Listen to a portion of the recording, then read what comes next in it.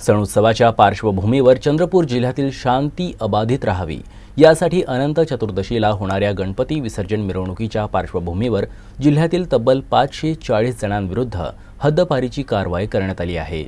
जिल्हा पोलीस अधीक्षक मुमक्का सुदर्शन यांनी यूसीएनशी संवाद साधत असताना ही माहिती दिली। गणेश विसर्जनादरम्यान कुठलीही अप्रिय घटना घडू नये यासाठी पोलिसांनी तब्बल 540 लोकांना हद्दपारीची नोटीस दिली आहे। सर, मोठ्या प्रमाणात लोकांची हद्दपारी करण्यात आली आहे, काय कारण आहे सगळ्या मागचं? ते सर्वांना माहित आहे, कधीही मोठा त्योहार मोठा सण नसतो, त्या अनुषंगाने आम्ही जे डिस्टर्बिंग एलिमेंट्स आहे जिल्ह्यामध्ये ते लोकांना आम्ही मिनी हद्दपार केलेला आहे। म्हणजे त्यांना नोटीस तामील केलं आहे की तुम्ही हा एरिया हा प्रिमाइसेस मध्ये तुम्ही येऊ नये, तुम्ही तिकडे दूर चला म्हणून।